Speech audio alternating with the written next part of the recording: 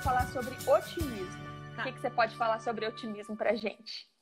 Engraçado, eu tava refletindo assim, né? Porque, eventualmente, quando eu penso no tipo de reflexões que eu faço, eu sempre avalio, quando eu tenho que olhar para frente, se eu sinto medo no momento, a minha biografia. Eu olho para trás e, para me sentir corajosa, eu avalio que, de alguma forma, todos os momentos que foram desafiantes ou geraram enormes aprendizados, ou foram grandes superações, ou se apresentaram com um caminho de milagres. Então, eu tenho a tendência a confiar no mundo e confiar em mim com compaixão. É como se, para mim, eu fizesse uma conexão bem profunda entre otimismo e compaixão. Porque no meu... Não sei o que tu pensa sobre, sabe? Mas o meu conceito de compaixão é a crença profunda de qualquer coisa que seja que te aconteça, só te acontece porque tu tens condição de superar. Então, Tipo, Deus não dá a cruz maior do que a gente pode carregar. tipo isso. E se ele te dá, é porque ele confia coisas muito grandes. Então, é como se fosse um treino intensivo de desenvolvimento de força, sabe? Nossa, eu nunca tinha visto otimismo associado com compaixão. Eu tô aqui, uau, legal, Porque muito assim, cara, legal. vamos pensar a história, né? Vamos pensar, eu sempre uso o exemplo do Nelson Mandela, mas ele é só um dos vários homens e mulheres que a gente podia estudar, né? Tu pode Uhum. imaginar que ele poderia passar anos dentro da prisão, como ele ficou 27 anos, né? Que inclusive é meu número da sorte, tu sabes, né? E ele poderia ficar remoendo, ele poderia se reprimir diante daquilo, ele poderia entender que aquela era uma mensagem de que tudo estava dando errado. Sabe que, por exemplo, agora, tá travando o sinal. Tentei uma vez, não deu. Tentei outra, não deu. Isso é um teste de resiliência, é um teste de otimismo, é um teste de, calma lá, qualquer que seja o tamanho do problema, eu vou resolver, né? Então, o Nelson Mandela passou 27 anos na prisão e saiu um homem que ensinou sobre a paz, sobre o perdão, sobre coisas enormes. Eu não sei se a gente nunca vai saber se ele tivesse tido outro rumo, se ele seria capaz dos mesmos resultados de humanidade. Mas foi um caminho que se provou necessário para que ele fosse um homem tão profundo. Então, eu sempre encaro a crise, né, ou as transformações como um convite a essa maturidade. Eu tenho um temor de olhar o otimismo como uma coisa poliana, né? Como uma coisa assim de, vamos fazer do limão limonada. É claro que vamos fazer do limão limonada, mas eu sinto que existe um convite muito mais profundo à evolução, né? E se dá por Legal. essa confiança da natureza de nos colocar diante de um problema que a gente tem que enfrentar. Então, na verdade, os problemas são um favor que a vida traz para que a gente possa fazer as revisões necessárias, superar o que for necessário, transcender, que é uma palavra que a Pluri usa, né? Transcender Uhum. e descobrir a nossa proximidade com Deus, com o divino, né? E para isso existe fé, é necessário confiança e tudo mais, né? Com certeza. E o que eu fiquei pensando é o seguinte: o Nelson Mandela na prisão, ele tinha que ter otimismo. Ele tinha que acreditar que aquilo ali era passageiro Uhum. e que tinha algo de bom que viria daquela experiência que, olhando de fora, a gente pensa, gente, não vai ter nada de bom nisso aí. E aí eu lembrei um pouquinho aqui do livro do Viktor Frankl, né?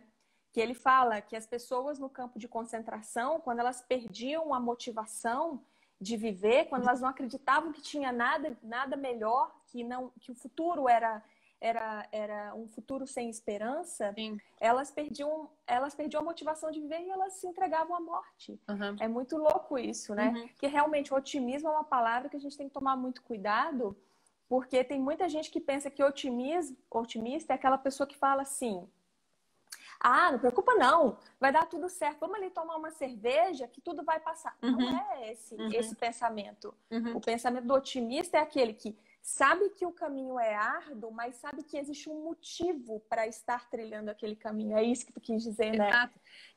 Eu tenho... Quando eu estava com uns 15 para 16 anos, mais ou menos, eu jogava vôlei no colégio e saiu a seletiva para jogar vôlei no Clube 12. E o Clube 12, na época, era um dos melhores clubes do estado para jogo. Eu jogava direitinho e tal, sabe? Mas não era assim, tudo isso. E o 12 era uma ambição grande. E quando eu fui para a seletiva, eu tinha sonho, eu tinha vontade, eu tinha aquela visão e eu passei na seletiva. E foi muito interessante porque realmente do time eu era assim de longe a pior, né? Eu lembro que a pior, muito de longe a pior. Era assim, banco de reservas era a reserva do banco de reservas, assim. E eu me senti grata porque naquele momento em que o Fabiano, que era o treinador, me convocou, ele me olhou com a compaixão que eu citei no começo. Ele não me diminuiu diante das minhas dificuldades. Ele olhou, pô, ela tem estrutura, ela é grande, ela é forte, vamos treinar. E ele me treinava com a mesma força que ele treinava as melhores. Ele me deu a oportunidade de conhecer muito além do que o que eu sabia sobre mim. Então, quando eu realmente lido com as minhas dores, eu lido com essa visão de um treinador tipo o Fabiano, assim, dizendo, tu pode muito mais, vou jogar uma bola o dobro mais forte. E eu lembro assim que, meu Deus, eu nunca tive uma força tão grande no corpo, eu conseguia sacar a viagem, eu conseguia colocar a bola no campo, eu sabia dar peixinho. Em 6 meses eu já era outra pessoa, né? Eu já jogava, pô, bem melhor. Então eu sempre admirei os desafios da vida. Sempre encarando como se fosse uma luta daquelas MMA, assim. Talvez por isso o meu totem seja a onça. A coisa de eu entender que dentro da nossa natureza existe um despertar. E que se for para eu enfrentar, que se eu perder, que eu tenha a humildade de reconhecer aquilo que eu ainda não sei. Aquilo que aponta o meu fracasso, né? E que diz, olha, tu tens um passo para dar, tu precisa melhorar nesse passo. Então, a gente tem que ter gratidão por aquilo que aponta para as nossas falhas, né? Eu não sei se em algum momento a gente vai estar pronto. Eu não acredito muito nisso. Não sei se tu já escutasse falar, mas é um tema que tenho certeza que agora a gente vai escutar muito. Eu venho estudando há algum tempo e aí eu fui contratada para fazer um curso sobre esse tema e decidi que vou fazer esse curso também lá na plataforma, que é do Lifelong Learning, sabe? E o tal da mentalidade de desenvolvimento e aprendizagem contínuos, isso é muito ninja, isso é filosófico, né? Então, assim, lá atrás, mesmo antes de Cristo até, na filosofia se propunha o diálogo, o debate sobre as crenças.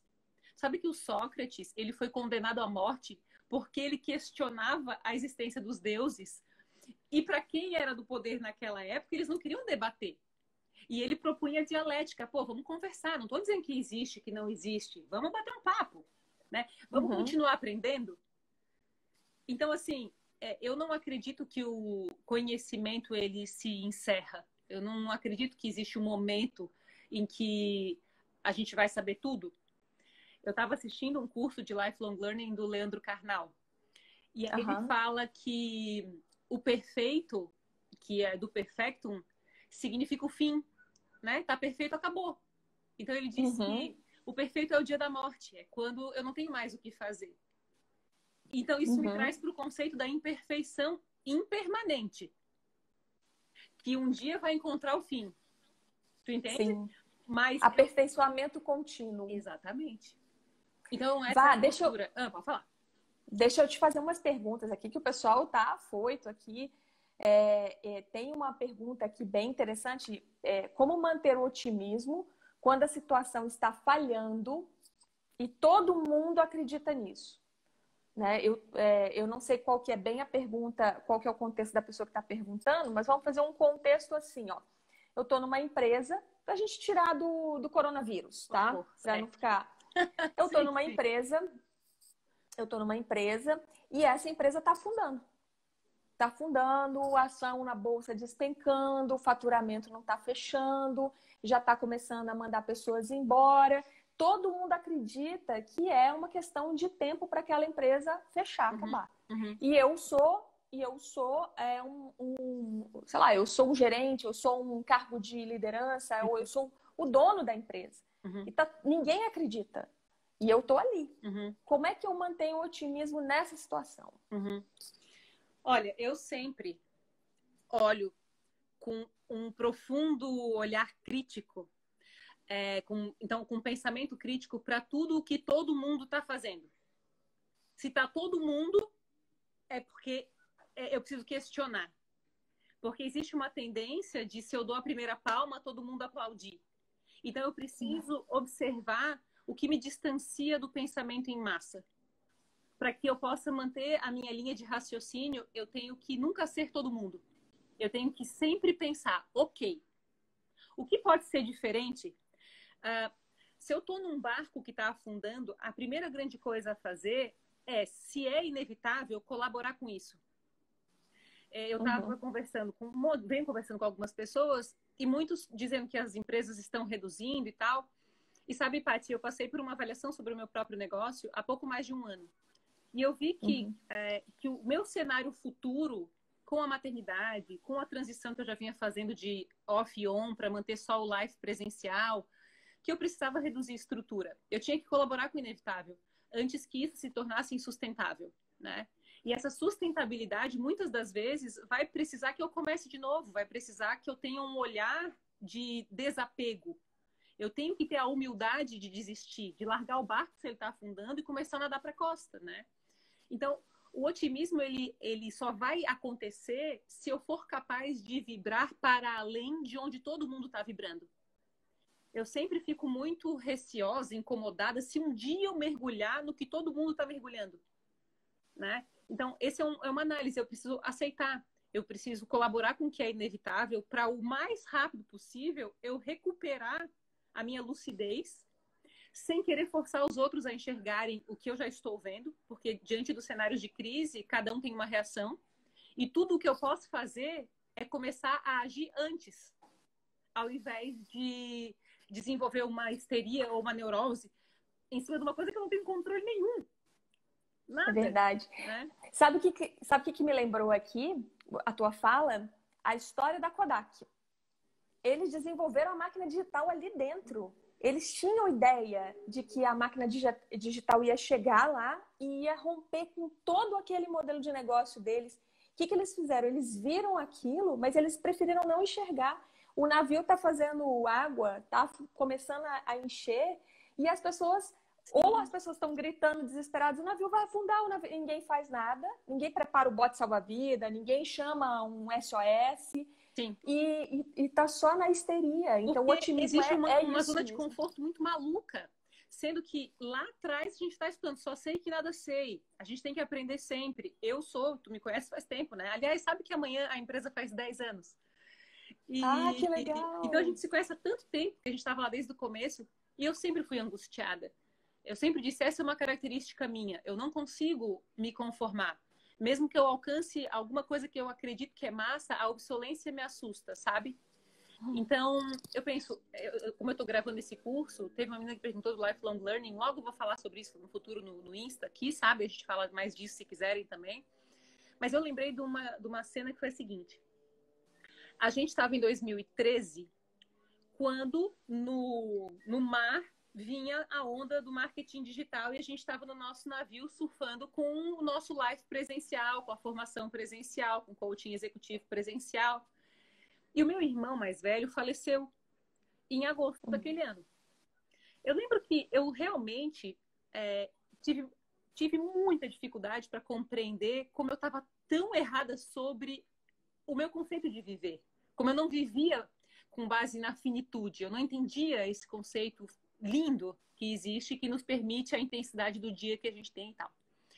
Então, passados uns 2 anos mais ou menos, quando eu acordei daquela dor, eu vi que eu tinha perdido o barco, que eu tinha perdido a onda, que eu me sentia velha, defasada, obsoleta. Foi uma coisa maluca, porque eu falei, gente, eu passei 2 anos sem perceber que as coisas estavam mudando. Mas Deus é bom demais, né? Porque é claro que se a gente começa a nadar, a gente vai chegar na costa, mas eu vejo que para a gente entender o processo, e foi o que eu aprendi naquela época, eu tinha que me acalmar diante das minhas reações, diante das surpresas, também ter compaixão de mim e paciência com o meu processo, né? Então, o que eu vejo é que muitas das dores precisam ser estudadas, sim. Quando a gente se compara com determinadas ondas, a gente sofre em dobro. E então, na hora em que a gente acorda e vê, puxa, será que eu tô muito velha para isso? Será que eu tô obsoleta? Eu lembro que eu decidi me separar, tava namorando, já noiva, já tinha caminhado um monte de passos para frente. Eu falei, não tá certo, não é esse o caminho, né? Então, muitos dos passos para trás, na verdade, são passos que a gente começa a dar de novo na nossa biografia, na nossa natureza. Então, é muito mais um avanço desistir, muitas das vezes, para começar no certo e desenvolver a humildade para entrar nessa jornada de descobrir-se sem abrir mão de si mesmo, né? Sim, fantástico, muito legal. Eu acho que a gente conseguiu responder a pergunta. Uhum. Tem uma segunda aqui que está perguntando a relação entre otimismo e autoestima. Qual que seria a relação entre o otimismo e a autoestima? Olha, quando a gente fala de autoestima, o paralelo é a autoconfiança. Então, vamos fazer um paralelo dos dois, pode ser? E aí eu faço uma conexão com o otimismo, porque, assim, a gente tem uma cultura em que a gente é filho de um pai e de uma mãe, certo? Um pai, culturalmente, ele é responsável por trazer para dentro de casa o alimento, né? Então, lá desde a pré-história, o homem é responsável por cuidar da casa. E depois a mulher que é responsável por nutrir a família e construir um olhar sobre os seus para que eles se sintam amados. Quer dizer que quando eu olho no espelho e eu endosso o que eu vejo, eu consigo acarinhar aquela estrutura que está ali, eu nasci em um berço que esperava por mim, que me nutriu, né? A gente sempre vai buscar do mundo um olhar semelhante ao olhar dessa nutrição maternal, né? Dessa visão que não necessariamente é de uma mãe ou de um pai, mas de uma visão do nosso olhar voltado para o amor próprio, que é muito diferente da questão da autoconfiança. Há pessoas que são super autoconfiantes e super inseguras. Já viste disso? Não é interessante? Já. Né? Então, quando a gente fala de autoestima, a gente fala de um autoconhecimento e de uma convivência profunda conosco. É como se a pessoa que a gente coloca ao nosso lado primeiro fosse a gente. Né? Então, eu tenho que estar, na minha defesa, eu tenho que estar do meu lado para conseguir me amar e dizer o que eu aceito, o que eu não aceito, dizer não, dizer sim. Então, é a autoestima a responsável por dizer não, enquanto a autoconfiança é responsável por dizer sim. Quer dizer, a autoconfiança é, vamos fazer um projeto? Vamos, bora, dou conta, dá certo. E a autoestima fala, posso analisar o contrato? Eu não tenho certeza se isso vai me manter ou vai me fazer evoluir ou vai me fazer crescer. Então, o otimismo, ele tem, na minha visão, a residência de uma maturidade no sentido de saber escolher bem, porque assim, não adianta eu ser otimista se eu estou indo para um caminho que não me assegura de nada. Deixa eu dar um exemplo concreto. Nós alugamos uma sala para o escritório novo. E no contrato tinha uma cláusula que dizia que se inundasse a sala, que a responsabilidade era minha, que eu tinha que arcar com as perdas. E aí, quando eu li aquilo, e eu tenho lido cada vez mais os meus contratos, porque a minha autoestima está melhorando, quando eu li aquilo, eu falei, não concordo. Não adianta eu ser otimista, entende? Falar, não, nunca vai acontecer uma inundação comigo, né? O que adianta é eu ter amor próprio. O que adianta é eu falar, olha, eu quero a sala, eu discordo dessa cláusula, a gente pode conversar sobre isso? E foi muito interessante que quando eu conversei com o responsável, ele disse, nossa, não faz o menor sentido essa cláusula. É claro que a responsabilidade é do condomínio. Então, a gente vai modificar a cláusula. Quer dizer, talvez eu nunca me posicionasse, né? E aí eu contaria com um otimismo imaturo, como se eu fosse especial, como se eu fosse sortuda. E tu sabe, cá entre nós, turma e Paty, que muitas das vezes os meus grandes erros residiram nessa imaturidade. De me sentir ou especial, ou de sentir que nada nunca daria errado para mim. Então isso não é otimismo, isso é imaturidade, é vaidade, são coisas bem diferentes, né? E na hora em que a gente fala, olha, eu me amo, eu não vou me botar numa roubada. Ser otimista é torcer para que as coisas funcionem, para que haja performance, para que eu possa avançar, para que eu possa ter inteligência para expandir, para crescer, para melhorar minha consciência. né? Mas eu não posso querer sorte das coisas. São coisas diferentes. Então, a pessoa que tem Sim, autoestima, ela tem um otimismo maduro. Ela não tem uma vaidade da sorte, entende? entendi. Nossa, outro conceito de, nossa, muito legal. Adorei. Mas, Eu fiquei pensando aqui também. O otimista é aquela pessoa, o otimismo associado à autoestima, né? Não a autoestima mesmo, né? A gente está falando de autoestima. A pessoa de pensar assim, bom, eu estou num período aqui de crise, né? Tá tudo parado, eu tô aqui, sei lá, eu tô sem trabalhar, ou eu tô trabalhando menos, eu tenho um tempo, eu tenho interesse em me dedicar a algo, aprender algo. uhum, Então, eu sou otimista de que quando acabar isso tudo, esse conhecimento que eu vou adquirir, que eu vou trabalhar uma coisa para mim, uhum, vai ser benéfico. uhum. Então, eu vou lá e invisto naquilo, acreditando, né? Claro, olhando para a minha necessidade, olhando para mim, olhando para o que está acontecendo comigo, se é o meu momento de fazer aquilo. Uhum. E aí eu me dedico àquilo e falo, eu acredito. Então, é o otimismo aí nesse sentido. Agora, a autoconfiança é tipo assim, quando acabar, vai se resolver, vai dar tudo certo, eu não preciso fazer nada, porque uma hora vai acabar e eu vou ficar bem. E aí é um pouquinho de... Eu acho que é um pouquinho até de... Vou usar a palavra meio forte, assim, um pouco de prepotência, sabe? Você achar que tudo vai passar e que vai voltar ao normal e que não houve nenhuma mudança em você e que não foi necessário nenhuma mudança em você. Uhum. Então é bem legal, quando você se conhece, você consegue ter um otimismo mais real, menos Sim. imaturo, que nem você falou. Sabe que eu venho fazendo um paralelo entre a alegria e a felicidade? E o Uhum. que que acontece? A alegria é um estado que pode gerar dependência. Se aquilo que me torna alegre me torna dependente, é prejudicial sentir-se alegre, né? Tem um caso que eu sempre conto, que é uma história que o Brasil inteiro conhece, que é do Carlos Casagrande. Então ele conta que ele fez o gol no Maracanã, Copa do Mundo, imagina, animal, e na sequência ele queria continuar com aquela alegria, né? E aquilo não era possível, porque fazer gol no Maracanã era uma sorte, era um milagre, era um presente da rotina, do acaso, sabe-se lá do quê. E aí ele entrou para um mundo em que ele precisava sentir aquela mesma adrenalina, aquela mesma euforia, e aquilo fez com que ele ciclasse em volta daquela alegria. Então, algumas das alegrias podem ser prejudiciais se elas nos causam dependência. E quando eu falo da felicidade, a minha tradução sobre felicidade, ela tem relação com evoluir. Eu posso estar entristecida, mas se eu sinto que eu estou crescendo, aquilo vai me potencializar, né? Aquilo vai me colocar para frente. Então, a gente tem que saber, na minha visão, se desvencilhar do quanto a tristeza ou a alegria representam e perguntar-se: onde eu estou hoje, por mais triste que seja, por mais que esteja me causando dor, é algo que eu preciso viver? Eu preciso passar por isso para crescer e para evoluir? O que que acontece? Quando eu não dou conta dessa estrutura e quero a alegria a qualquer custo, eu vou fazer 1 milhão de coisas para não enxergar a mudança que é necessária. Inclusive me encher de cursos, inclusive me encher de filmes, inclusive me encher de comida, de sono, de todos os comas em excesso, para que eu não enfrente a verdade sobre as coisas. Então, como é que eu vou manter o otimismo? Por isso que eu falei que, na minha visão, o otimismo é uma coisa de maturidade. Porque tem relação com ser feliz. E ser feliz não significa ser alegre, né?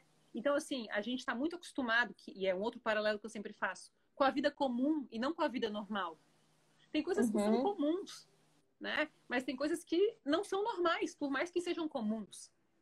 Então, quando tu falou assim, todo mundo está com medo, isso é comum, isso não é normal. Porque na base, a gente tem assim, várias estruturas que nos auxiliariam a sentir segurança nos momentos de transição, né? A gente tem um ao outro, a gente tem estrutura, como eu falei. Como é que eu vou sentir medo, meu Deus? Eu olho a minha história, eu tenho minha família, eu tenho os meus amigos, eu tenho compaixão de mim, eu admiro os processos de crescimento. Não, não tem por que temer. Então, eu não posso sentir o que é comum. É normal sentir medo, mas eu não preciso vibrar no comum da coisa. Eu posso questionar, eu posso debater. Entende? Sim, entendo. Muito legal. Vai, eu vou passar para outra Vai. pergunta aqui, que tem mais uma, que Bom, a pergunta é como lidar com pessoas tóxicas. Vamos trazer para a pegada do otimismo. Como é que o otimismo pode te ajudar a lidar com pessoas tóxicas? Tem uma frase do Ralph Waldo Emerson que diz assim, uso muito: a gente só vê nos outros aquilo que a gente carrega no coração. Quer dizer o seguinte, que no momento em que aparece alguém que eu considero meio mala, né, que eu acho que aquela pessoa me incomoda, que aquilo gera em mim alguma afetação, desperta afeto, existe ali uma grande oportunidade de olhar no espelho sobre algo que eu carrego dentro de mim. Não significa que o que a pessoa me traz de toxina é algo que na minha personalidade eu tenho, mas eventualmente está na minha história, né? E pode estar na história do meu pai, da minha mãe, dos meus avós, da minha família. É algo mal resolvido que demanda debate. Então, eu tenho por mania mesmo, sempre que eu encontro alguém que me incomoda, primeiro ficar incomodada, lógico, né? Mas depois eu faço assim, me incomodou, encheu o saco, mas qual que é, o que essa pessoa está me trazendo? Porque se ela está na minha vida, ela está me dando oportunidade para eu crescer. Se ela está me tirando do centro, se ela está me desequilibrando, o problema não é ela. Sou eu que não estou sabendo surfar a onda de conviver com ela, né? Porque, no fim das contas, como a gente não conhece uns aos outros profundamente, e nós não somos os outros, é muito forte julgar o resultado que alguém é ou está. Não, que alguém está. Então, quando a gente olha alguém, e eu sempre duvido, assim, que alguém é mal-humorado ou que alguém sei lá, que alguém é mal-humorado, vai, porque quer. Né? A pessoa eventualmente não conseguiu dar conta e está construindo em volta de si mesmo um espaço de tristezas, né? Então eu não posso ser alguém que endossa isso. Eu lembro que eu fui uma vez num restaurante e aí a menina que foi atender a gente, realmente naquele dia era nítido que ela estava mal, porque ela foi muito grossa. E aí eu olhei para ela e eu falei assim, vem cá, como é que é teu nome?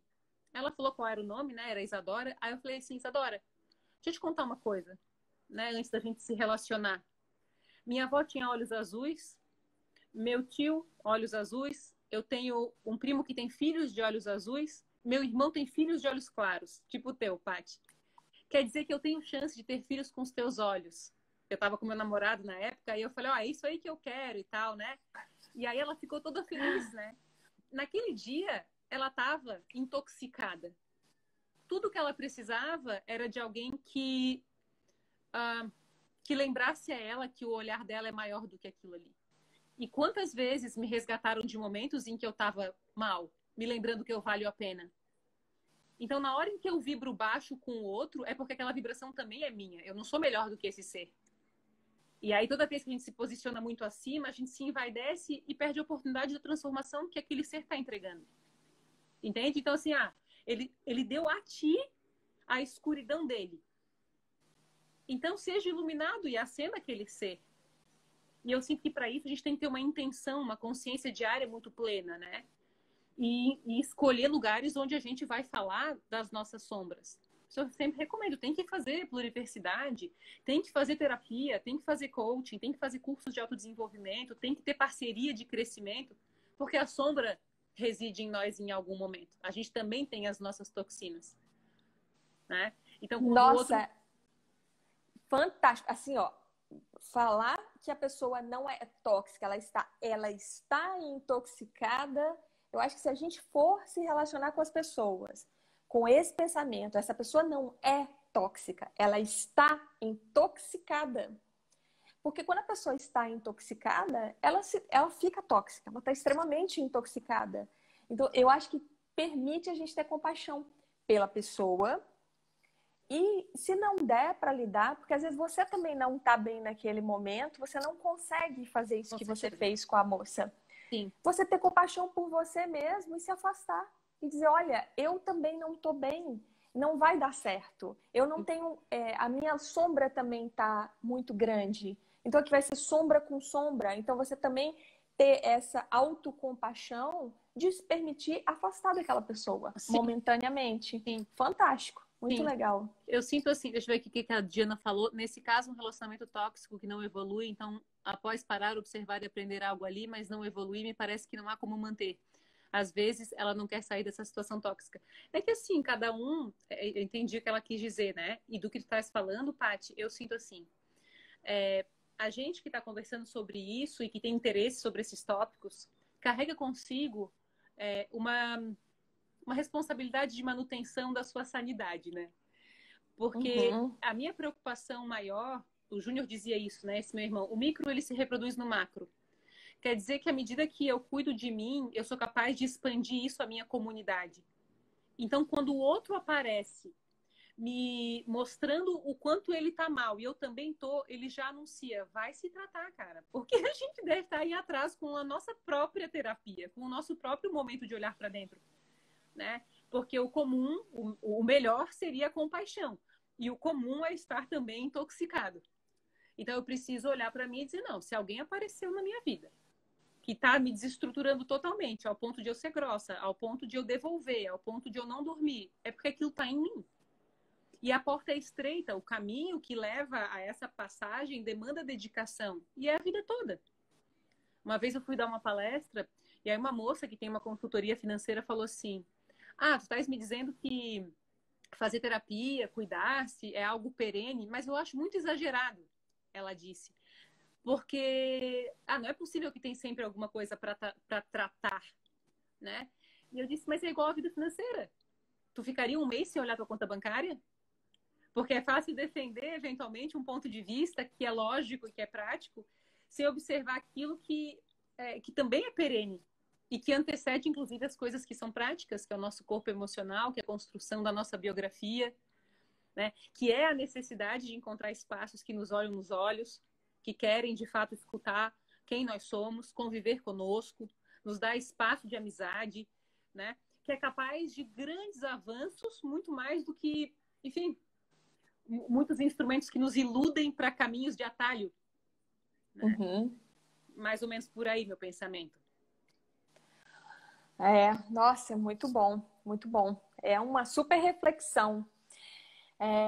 Eu fico pensando, muitas coisas que tiram a gente do sério, eu tenho mudado muito essa forma de pensar, né? Porque eu vou pegar essa pegada aí das pessoas tóxicas, dos relacionamentos tóxicos, etc e tal. Quando você tá bem, nada te tira do sério. A pessoa fala uma bobagem, entra por um ouvido, sai pelo outro, você pensa assim, a pessoa não tá muito bem hoje. Você tem capacidade de ter mais paciência, tolerância. Quando a gente não tá bem, a gente fica muito mais sensível àquilo que acontece. Quando eu tô com pressa e eu vou pro meu trabalho atrasada e o trânsito não flui, eu fico pensando, meu Deus, tá todo mundo contra mim. Mas o trânsito é assim, quem tá atrasado é você. Tipo, sai de casa mais cedo. Quando você para perceber que você está se deixando afetar por alguma coisa que está dentro de você e aquilo que está acontecendo fora é só um gatilho, eu acho que você recupera o controle da situação, né? E aí você olha para dentro, se avalia, usa a compaixão e aí você pode lidar com a coisa com otimismo, que aí vem aquele finalzinho, né? Sim. Então tá, eu tô atrasada, o trânsito não tá legal, o que eu posso fazer aqui? Bom, eu posso me acalmar, porque senão eu vou acabar criando um acidente aqui, aí sim eu vou chegar atrasada. E como é que eu posso usar o otimismo? Bom, o meu otimismo eu posso usar, de repente, dizendo o seguinte, eu vou aproveitar esse momento, então, para escutar uma música que vai me fazer ficar bem. Eu lembro sempre da tua música, tá? Aquela que você conta no live. Sim, sim. Não essa. Uma música que me deixa bem. Eu posso aproveitar essa oportunidade, que eu sei que eu vou atrasar e que eu tô assim, e de repente fazer uma ligação no Viva Voz para uma pessoa que eu não conheço há um tempão e conversar um pouco com ela. De repente, quando você vê que você tirou o foco daquela situação ruim, porque você mudou o foco para outro lugar, o trânsito fluiu e você chegou.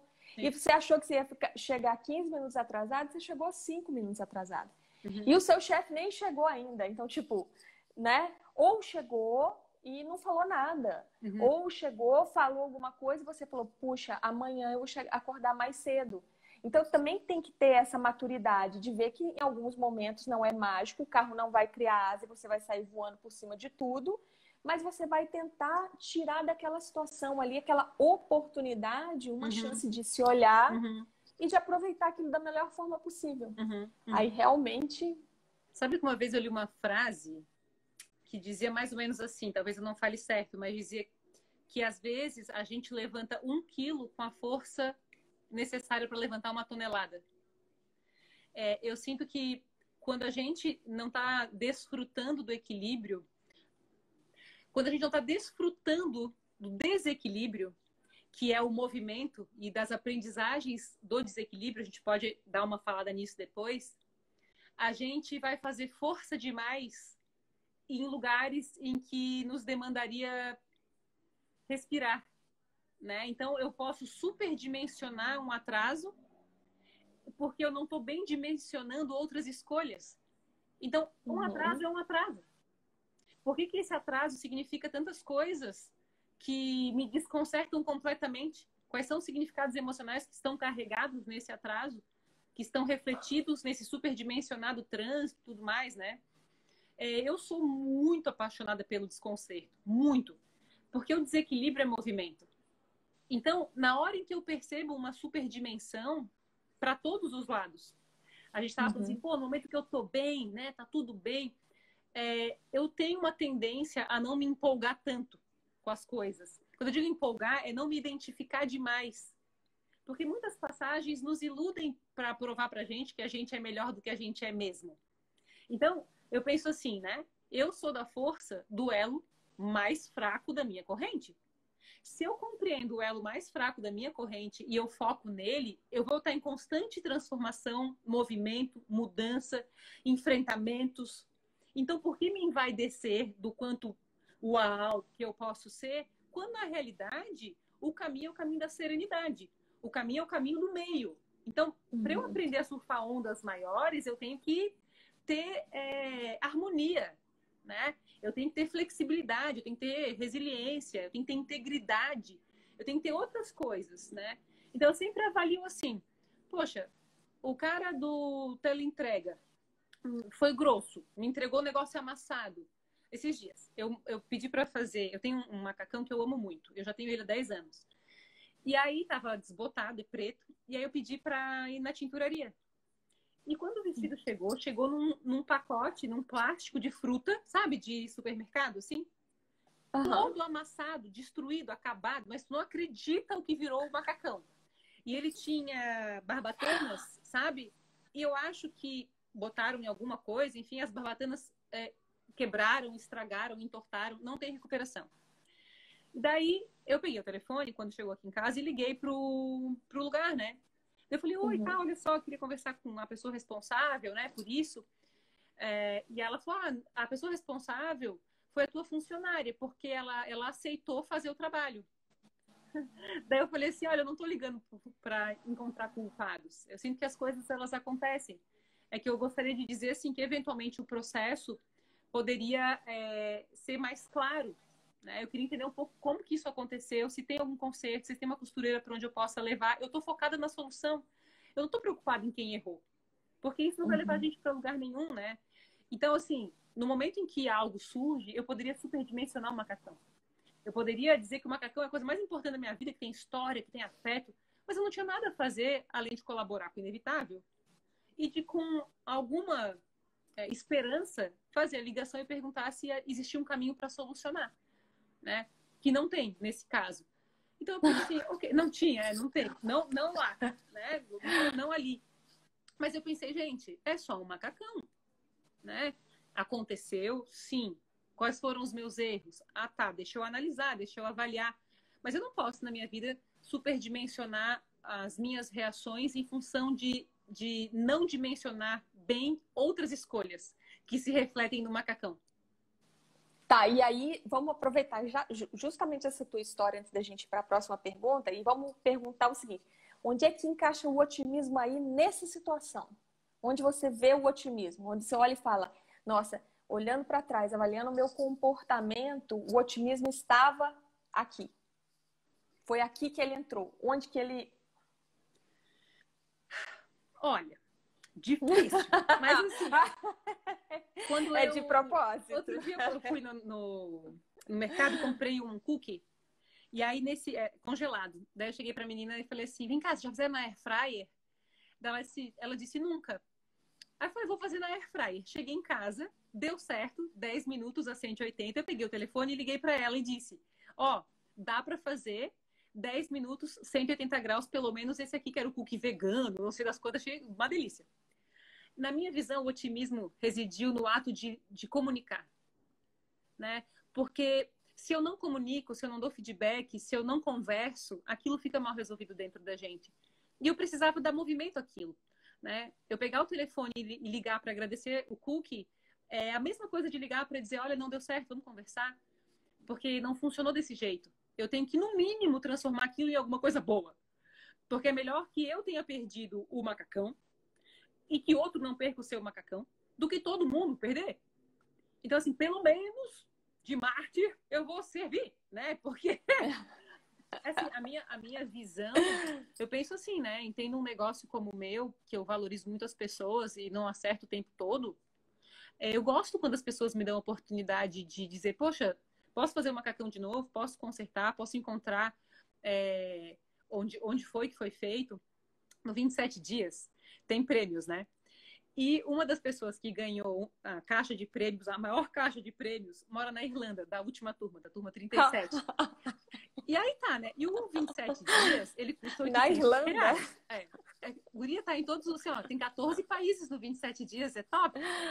Só que, para enviar, realmente, o 27 dias ele custa 800 reais, né? Beleza. Aí, eu peguei e fui levar as coisas no correio e vi que ela tinha dito para enviar para o Rio de Janeiro, onde a mãe dela mora. E eu mandei uma mensagem e eu falei assim, vem cá, não é Rio de Janeiro, tu mora na Irlanda?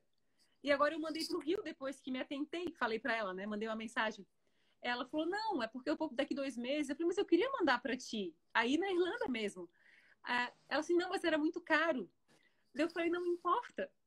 Ela assim, justamente por isso, porque eu te conheço, que eu disse que era para mandar para o Rio, ela falou. Porque eu sei que tu ia gastar o preço que eu paguei para mandar para a Irlanda o prêmio. E é mesmo, sabe?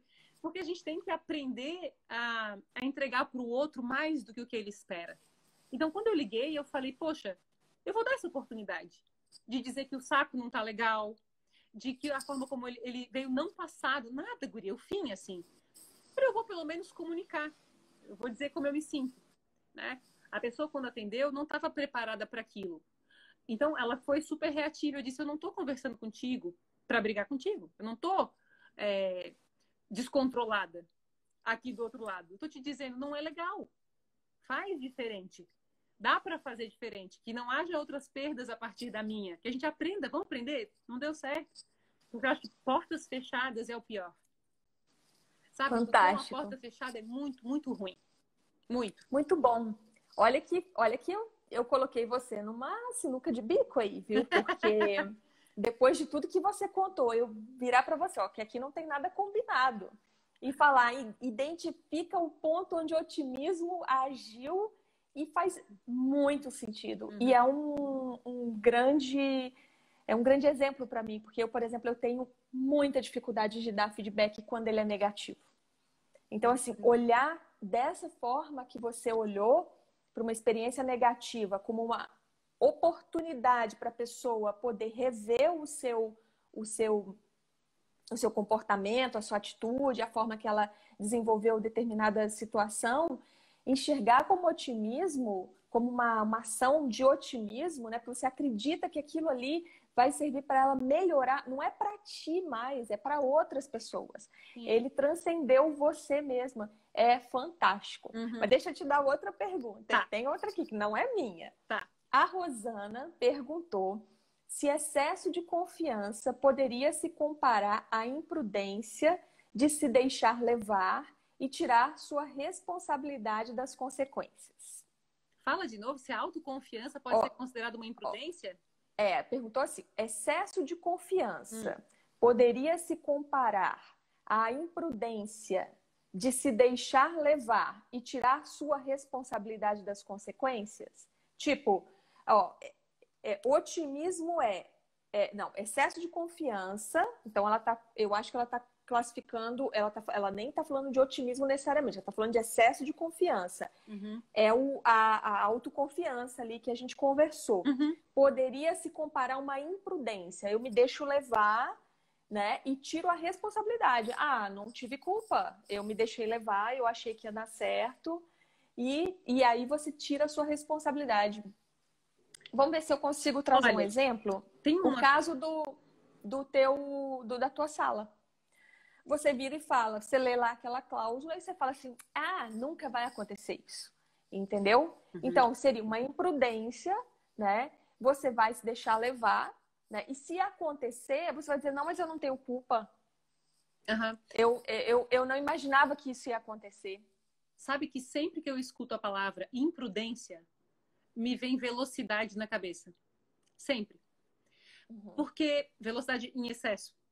Porque a chave dessa pergunta, na minha visão, está no excesso, né? E quando existe imprudência e eu penso em velocidade, eu reflito sobre o seguinte ponto de vista. Que nós somos convencidos de que existe um tempo melhor do que o nosso próprio tempo para fazer as coisas. E aí a gente se pressiona a executar algo fora do nosso próprio ritmo, né? Então, muitas vezes nos pressionam a tomar decisões que a gente não está preparado para tomar. E quando a gente vê, a gente precisa de um excesso para dar conta da decisão, né?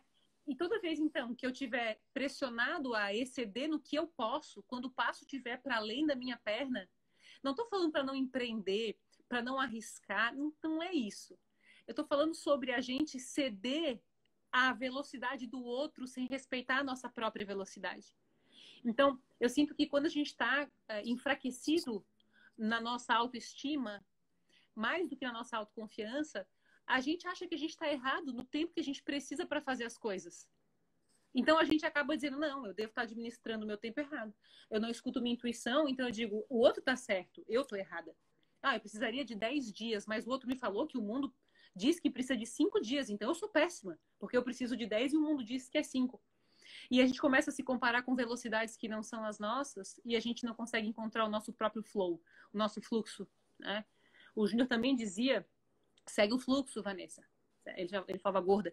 Segue o fluxo, gorda. E fazia assim com a mão. E ali eu demorei anos para entender o que ele queria dizer. Não força. As coisas, elas têm um fluxo. E é para onde as coisas fluem, não significa que serão...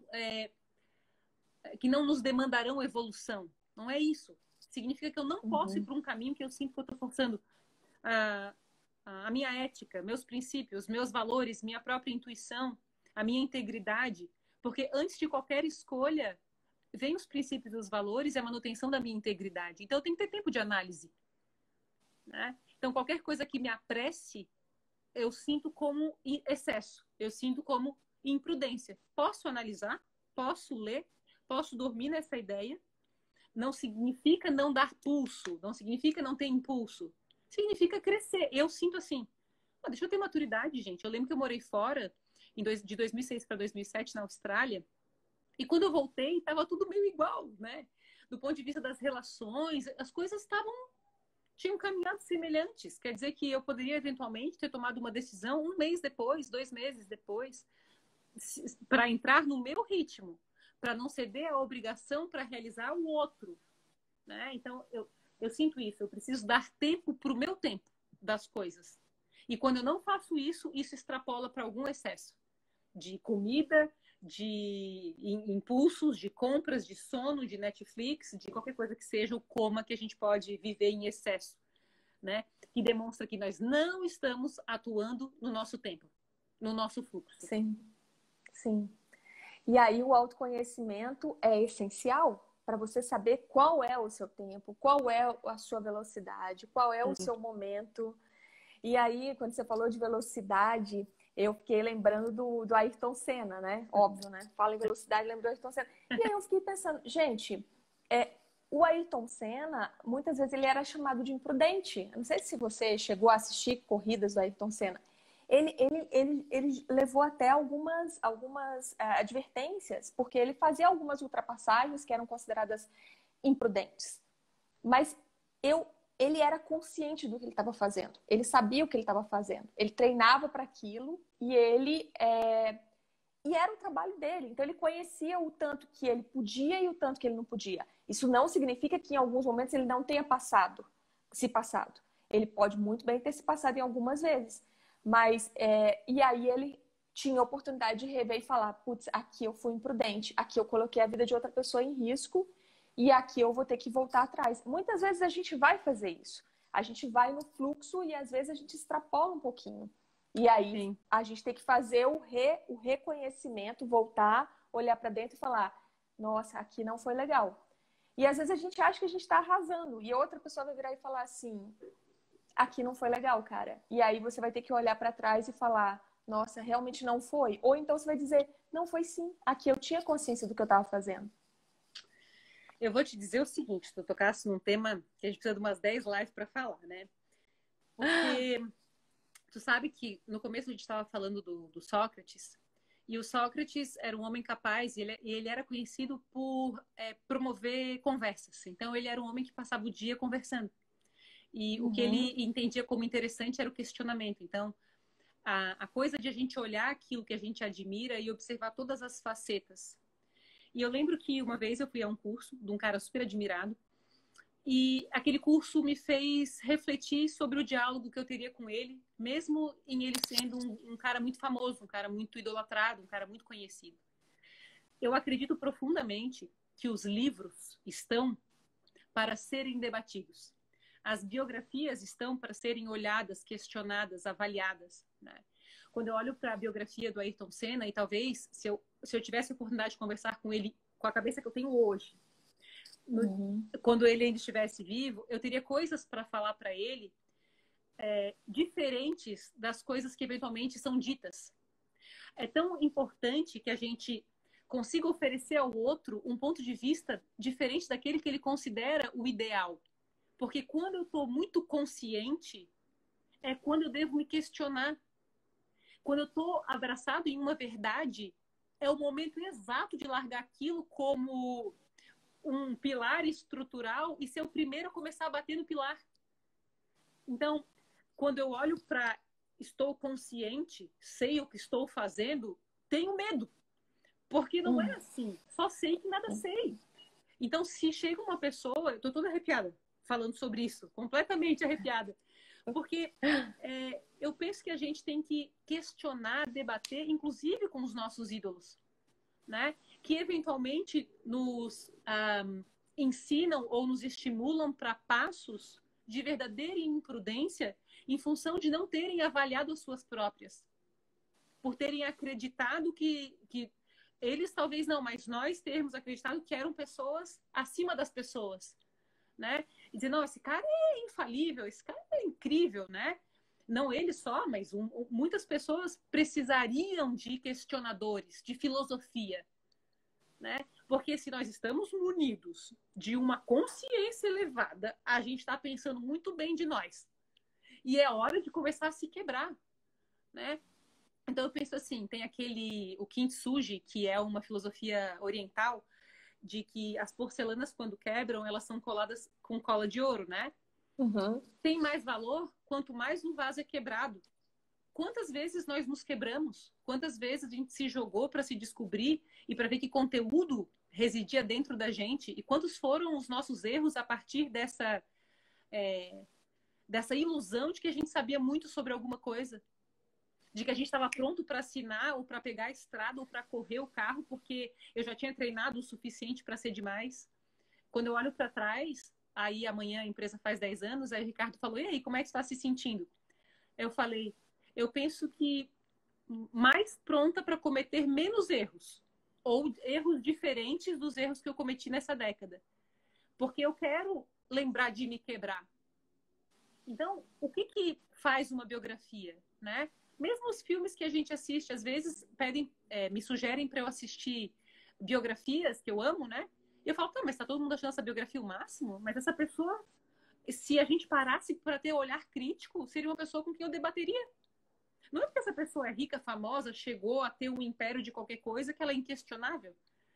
Eu lembro que eu estava no colégio ainda e a minha mãe falava assim, eu falei, mãe, hoje eu fui lá conversar com o professor tal, que era diretor da escola, e ela disse assim, lembro dessa cena, Tá, mas se fosse conversar com o diretor, assim, na boa, sem medo? Eu falei, ué, aí eu não entendi a pergunta. Eu falei, era pra eu ter medo do diretor? Ele não é uma pessoa normal? Os livros estão para o debate, as biografias estão para o diálogo. Tudo aquilo que eu olho, eu não estou dizendo que existe o meu ponto certo. Eu olho para fazer ter uma matemática de 1 mais 1 igual a 3. Não existe o teu ponto, não existe o meu. Existe algo além que juntas descobriremos. Entende? Fantástico. Foi o que a gente conseguiu fazer nessa live aqui. E eu vou ter que encerrar. Ai, guria, não quero, tá muito bom. Eu acho que a gente juntou um e um e fez o 3 aqui. Foi muito legal. Com certeza. Vá. Fantástico, pessoal super participativo aqui, a galera em peso aqui, muita gente curtindo pra caramba. Maravilhoso, eu não dei conta de olhar os comentários, porque eu tô encantada aqui com esse nosso diálogo, tá muito sensacional. Então, assim, muito obrigada, foi fantástico, foi maravilhoso. A Lili vai participar aqui agora. Eu quero ver daqui que eu tô com delay lá no meu, mas eu tô alucinada, eu quero parar o tempo. Foi sensacional, muito obrigada. Ai, Vá. Obrigada, gente, eu que agradeço. Pode me chamar sempre, tô dentro. Vamos fazer mais, Vá. A galera participou em massa, tem mais um monte de pergunta aqui, super legal. Acho que dá um sempre, caldo sempre.